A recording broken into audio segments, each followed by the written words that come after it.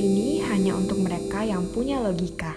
Bagi yang tidak punya logika, skip aja. Ulama terkenal Ustadz Yusuf Mansur sedang ramai dibicarakan. Dia tersandung kasus hukum dan diserang sesama ulama. Buat saya, apa yang terjadi dengan Yusuf kembali menunjukkan bahwa kalau umat Islam beragama tidak dengan akal sehat, kehebohan semacam ini sangat mungkin terjadi. Dalam kasus pertama, Yusuf dilaporkan 12 warga atas dugaan penipuan. Para pelapor adalah mereka yang sudah berinvestasi dalam proyek pembangunan hotel dan apartemen Yusuf, namun saat ini nasib uang mereka tak ada kabar beritanya. Yang kedua, Yusuf harus berhadapan dengan serangan dari ulama yang juga kontroversial, Yahya Waloni. Yahya menuduh Yusuf melarikan uang sedekah yang diberikan para jemaatnya. Yusuf sudah membantah kedua tuduhan itu. Dia mengatakan siap mempertanggungjawabkan uang investasi yang dipersoalkan. Dan dia juga membantah membawa lari uang jemaat. Kepada Yahya Waloni, Yusuf bahkan menantang agar Yahya bisa memberikan satu saja bukti bahwa dia membawa lari uang sedekah. Yusuf memang kontroversial. Ulama Betawi ini pernah kuliah di IAIN Syarif Hidayatullah di Fakultas Syariah. Namun masa lalunya tidak terlalu cerah. Belum menginjak usia 30 tahun, dia sudah harus masuk penjara karena urusan bisnis IT-nya. Menurut cerita, di masa di dalam rumah tahanan itulah ia mendapat inspirasi untuk menyebarkan kebijakan sedekah. Setelah lepas dari penjara, ia harus merangkak dari bawah. Pernah jualan es, jualan termos eceran, sampai akhirnya memiliki usaha dengan sejumlah karyawan. Namanya mulai bersinar ketika ia menulis buku tentang keajaiban sedekah. Bukunya laku keras dan ia sendiri diundang bicara di mana-mana. Yang membuat ia banyak disukai adalah kesederhanaan ceramah yang ia berikan. Ia mendorong pendengar untuk menjadi muslim yang baik dengan menjalankan perilaku yang simpel dengan mengikuti ajaran Al-Quran dan hadis. Ilustrasi-ilustrasi yang disampaikan mengena karena menyangkut kehidupan sehari-hari. Joke-joke-nya juga mudah dicerna. Jadi dia adalah penceramah yang pintar berkomunikasi dengan halayaknya. Yusuf mengajarkan umat Islam untuk tidak ragu bersedekah karena Tuhan akan membalas kedermawanan kita berlipat ganda. Sebuah gagasan yang penting tentunya. Saya bahkan harus mengatakan dorongan untuk berbagi dengan kaum papa adalah hal esensial yang kerap diabaikan dalam ceramah para ulama lainnya. Justru semangat berbagi, semangat peduli pada mereka yang membutuhkan, kaum miskin, yatim piatu, mereka yang tertindas adalah semangat yang kerap dilupakan. Masalahnya, ajaran tentang semangat berbagi ini ternyata tidak berujung pada upaya memperjuangkan keadilan sosial.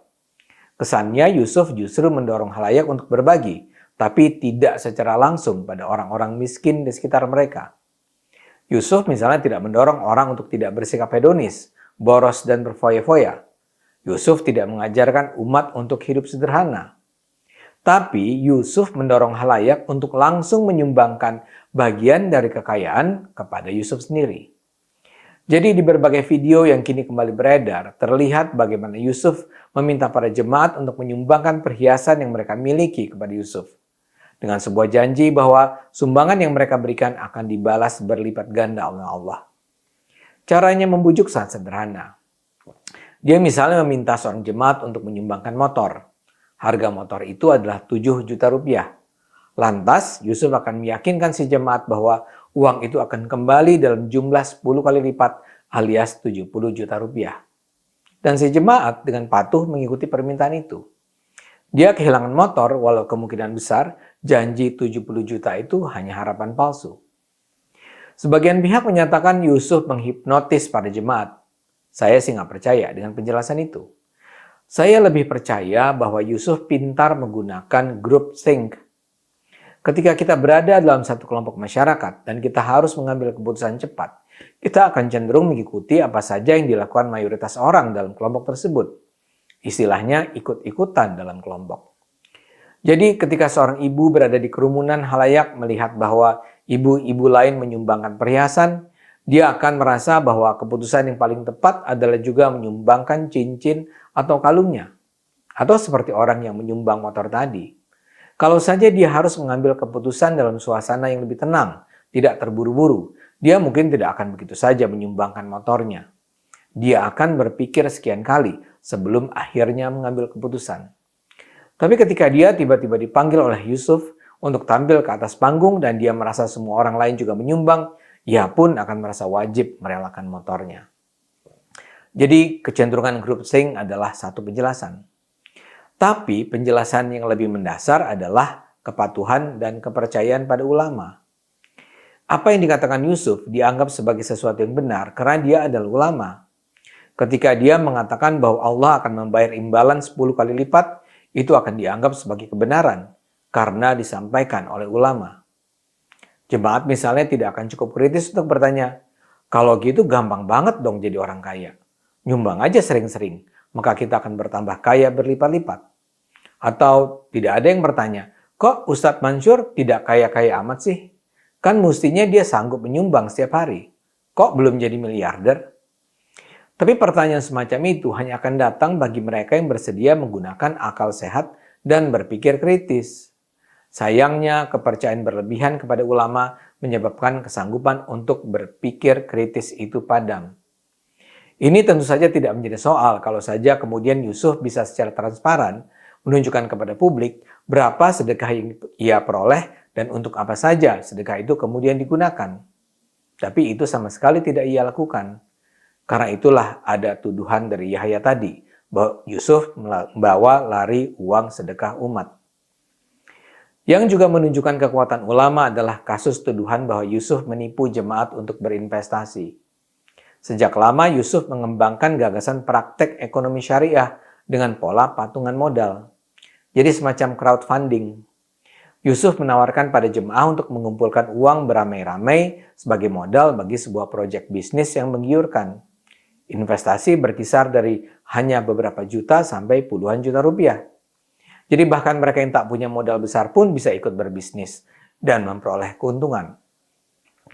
Yusuf juga menjanjikan tingkat keuntungan yang tinggi. Karena kepercayaan mereka pada Yusuf, banyak jemaat yang berinvestasi tanpa mempelajari dulu kelayakan proyek. Dan harapan itulah yang kemudian dikhianati. Pada 2012 sudah mulai ada proyek bermasalah. Yusuf ketika itu berencana membangun Hotel City di Tangerang. Ia berhasil menarik hati lebih dari 2.000 warga yang bersedia menyalurkan investasi. Nyatanya Yusuf tidak punya kemampuan manajemen untuk mengelola dana sehingga rencana hotel itu berakhir terkatung-katung. Mereka bahkan memperoleh teguran dari Menteri BUMN dan Otoritas Jasa Keuangan perihal legalitas formal usaha. Tapi kegagalan Hotel City tak membuat Yusuf kapok.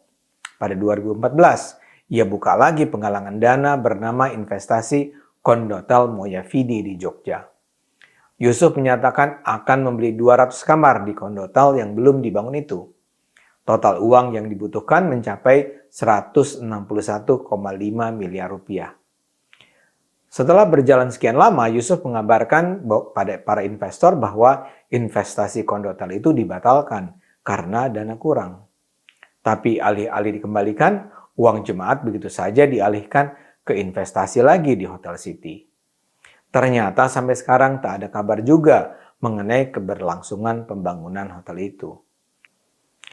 Selain dua kasus tersebut, pada 2020, Yusuf juga diperiksa sebagai saksi dalam perkara perumahan Multazam Islamic Residence di Sidoarjo yang semula dinyatakan siap huni pada awal tahun 2020. Sebagian besar konsumennya telah melunasi cicilan yang pembayarannya diangsur sejak tahun 2016. Namun kenyataannya lokasi perumahan yang dijanjikan sampai 2020 masih berupa rawa-rawa dan tanah kosong. Seperti saya katakan di awal, ini semua terjadi karena kepercayaan yang tinggi pada ulama. Umat menyangka begitu ini melibatkan ulama, kecurigaan dan kewaspadaan tak perlu lagi ada.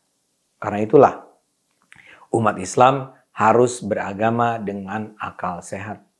Selalu gunakan akal sehat. Karena hanya kalau kita gunakan akal sehat, kita akan selamat.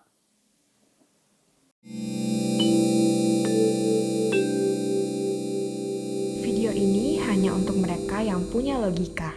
Bagi yang tidak punya logika, skip aja.